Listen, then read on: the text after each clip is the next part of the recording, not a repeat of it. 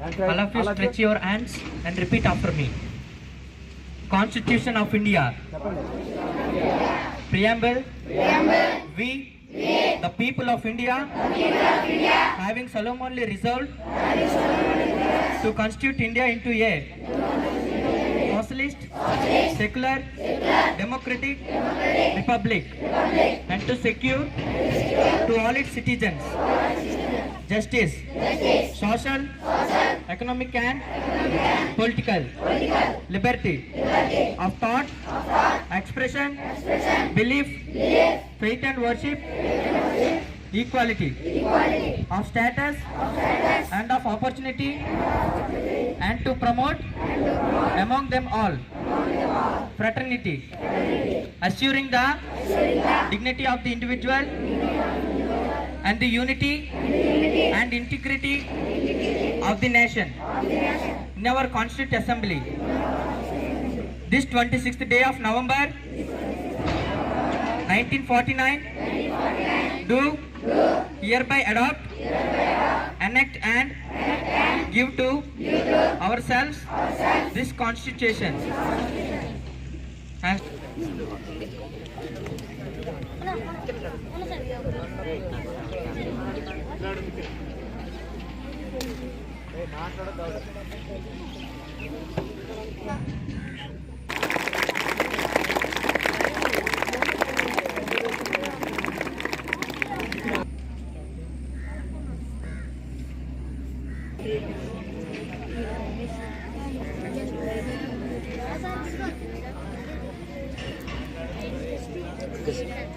Introduction to fundamental rights. Fundamental rights are the basic human freedom guaranteed to every citizen by the Constitution of India. They ensures that all individuals can live with dignity, equality and liberty. These rights protect people against unfair actions of the state and provide essential conditions for personal and social development. Incorporated in Part 3 of the Constitution, fundamental rights include the right to equality, freedom, protection against exploitation, freedom of religion, culture and educational rights, and the right to constitutional remedies. These rights are justiciable, meaning any citizen can approach the courts if their rights are violated. Fundamental rights from the foundation of India democratic system by safeguarding individual liberty and promoting justice, equality and harmony on society. Fundamental rights of India, Part 3 of the Constitution. The Constitution of India guarantees 6 main fundamental rights to all its citizens to ensure freedom, equality and justice. These rights protect individual from unfair treatment, political and personally. Now, right to equality. Article number 14 to 18. Every person is equal before the law.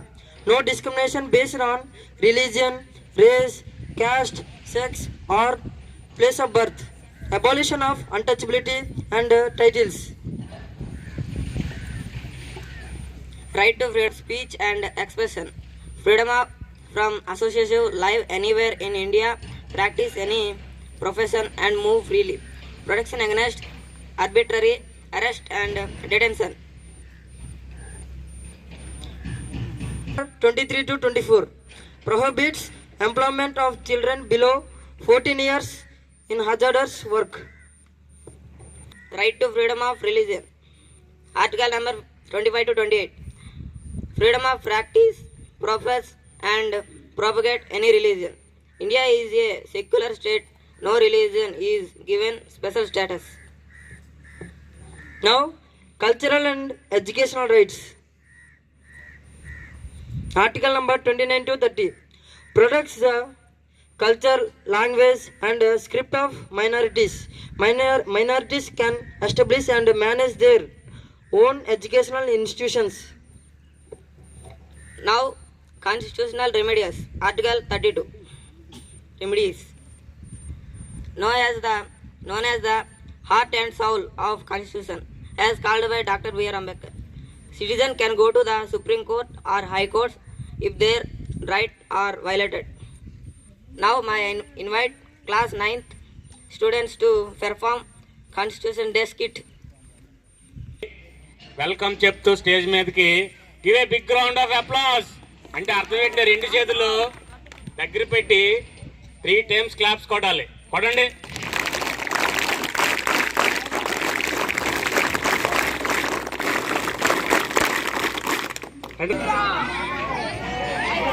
ఆయన చదివిన చదువు చాలా గొప్పది. అయితే ఆయన మీ వయసులో ఉన్నప్పుడు పడినటువంటి కష్టాలు, బాధలు, ఆయన ఎంత పెద్ద స్థానానికి రావాల్సినటువంటి ఆ పరిస్థితుల గురించి వీళ్ళు ఒక స్కిట్ వేయబోతున్నారు. అది అందరూ కూడా మీరు చూసి అంబేద్కర్లా మీరు కూడా ఇన్స్పైర్ అయ్యి నేర్చుకోవాలి తప్ప సినిమా థియేటర్లో క్లాప్స్ కొట్టినట్టు కొట్టకూడదు. అర్థమైంది అందరికీ?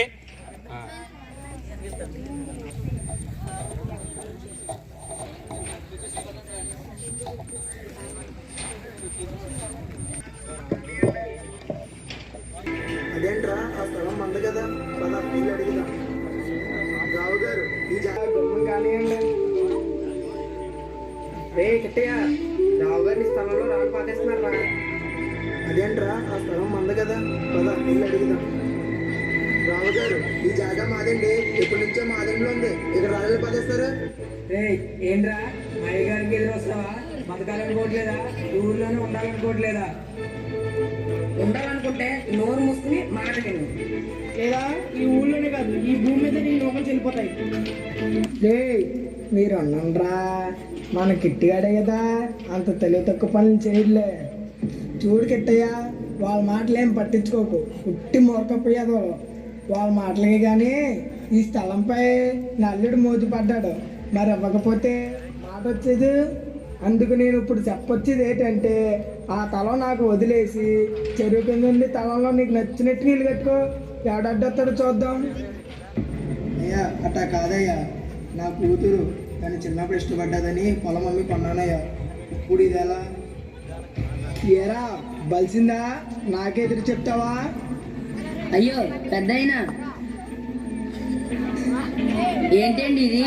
సాటి మనిషి మీద గౌరవ మర్యాద లేకుండా ఇలాగానా ప్రవర్తించేది? ఆయన ఎలా భావించాక మీకు ఎవరిచ్చారు? ఇదిగో వదిలే, నీకు తెల్లనుకుంటా, ఈ ఊర్లో ఎవరికి ఎక్కవాలన్నా నా ఇష్టమే, అలాంటిది నాకు ఇంకొక ఎక్క ఇవ్వడం ఏంటయ్యా? డబ్బు బలంతో మందిని వెనకేసుకుని నీ ఇష్టం చేస్తూ ఉంటూ ఊరుకునేది లేదు. న్యాయబద్ధంగా రాజ్యాంగం కల్పించిన హక్కులను అందరిలాగే ఈ ఊరు వాళ్ళు కూడా పొందేలా నేను చేస్తాను. అబ్బే, బాగా చదువుకున్న వాళ్ళతో ఇదేరా ఇబ్బంది, ఓ పట్టాన్ని ఏదో అర్థం చేసుకోరు. అయినా నీ పిచ్చి కానీ నన్ను కాదని నీకు ఎవరు సపోర్ట్ చేయరు. ఎవరు సపోర్ట్ చేసినా చేయకపోయినా ఆధారాలు ఆయన వైపు ఉన్నంత వరకు రాజ్యాంగపరంగా ఏర్పాటైన వ్యవస్థలే ఆయనకు రక్షణ కల్పించి న్యాయం చేస్తాయి. అయినా ఇలాంటివన్నీ నీలాంటి మూర్ఖులకి తెలియవులే. రాజ్యాంగం తెలుసులేవా, మేము చిన్నప్పుడు బల్లే చదువుకున్నాం. అవి ఏముంటాయి పెద్ద, అందులో 4 ఆర్టికల్స్, ఫండమెంటల్ రైట్స్, డ్యూటీస్ ఉండే పుస్తకం అంతే కదా. అదేదో పెద్ద మహాగ్రంథం అన్నట్టు అది పట్టుకుని ఎవరైనా అంబేద్కర్ ప్రతి సెంటర్లోనే విగ్రహాలు ఒకటే చూడలేకపోతున్నారా బాబు?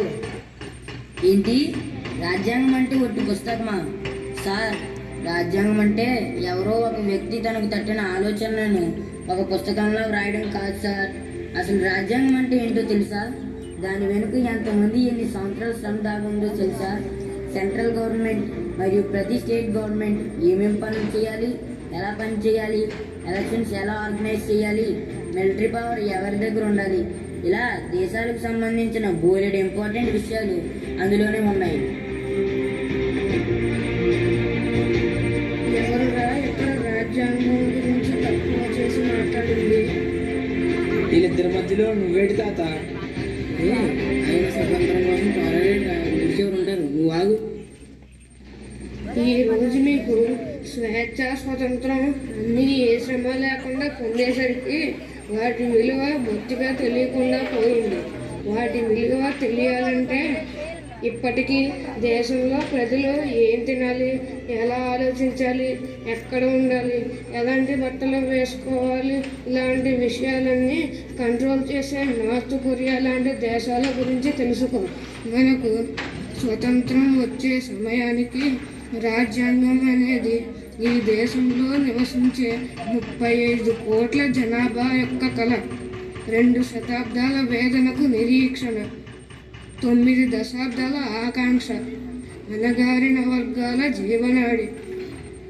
దేశం నలుమూలల నుండి 389 మంది గొప్ప నాయకులను రాజ్యాంగ సభ సభ్యులుగా ప్రజలు ఎన్నుకుని పలు కమిటీలుగా విభజింపబడి వారు ప్రపంచంలో వివిధ దేశాల రాజ్యాంగాలు క్షుణ్ణంగా పరిశీలించి పరిశోధించి వాటిలో మన దేశానికి అనుకూలంగా ఉన్న చట్టాలను తీసుకొచ్చి డాక్టర్ భీమ్రావ్ రామ్జీ అంబేద్కర్ గారి ఆధ్వర్యంలో ఉన్న డ్రాఫ్టింగ్ కమిటీకి అందించగా ఆ మహానుభావుడు ఆధ్వర్యంలో డ్రాఫ్టింగ్ కమిటీ ఆ నివేదికలను లోతుగా అధ్యయనం చేసి ఒక రూపం కల్పించి డ్రాఫ్ట్ కాన్స్టిట్యూషన్గా తయారు చేశారు.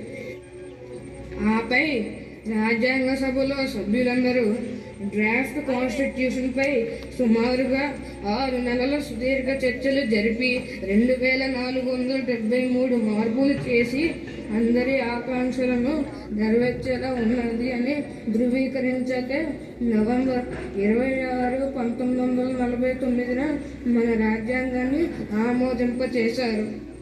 మీరు చెప్పింది ముమ్మాటికి నిజమే తాతగారు. మన దేశం తర్వాత స్వాతంత్రం సాధించిన చాలా దేశాలలో పౌరులు దయనీయమైన మరియు దుర్భరమైన జీవితాలను గడుపుతున్నారు, కేవలం దృఢమైన రాజ్యాంగం లేకనే. అసలు ఇన్ని కోట్ల జనాభా ఉండి ఇన్ని రకాలైన మతాలు, కులాలు, భాషలు, ఆచారాలు కలిగి ఉండి కూడా 75 సంవత్సరాలకు పైగా ఎంతో సామరస్యంగా కలిసి ఉండడం చూసి మొత్తం ప్రపంచమే ఆశ్చర్యపోయేలా మన భారతదేశం ఈ రోజు ఇలా నిలబడగలిగిందంటే అది కేవలం ఆ మహనీయులందరూ కలిసి మనకు అందించిన ఈ రాజ్యాంగం వల్ల మరియు దానిని గౌరవించి అనుసరించి నాయకుల వల్లనే. సో రాజ్యాంగం జస్ట్ ఒక పుస్తకం కాదు sir, it's a way of our life, every Indians way of life. పోతే పోయింది కానీ తస్సదిగా భలే చెప్పాడురా. పోనీ అనరా, రాజ్యాంగం అంటే చాలా గొప్పదిరా, అంబేద్కర్ మహాత్ముడురా, ఇలాంటి మార్గం ఇంకా. AP model school హంసవర్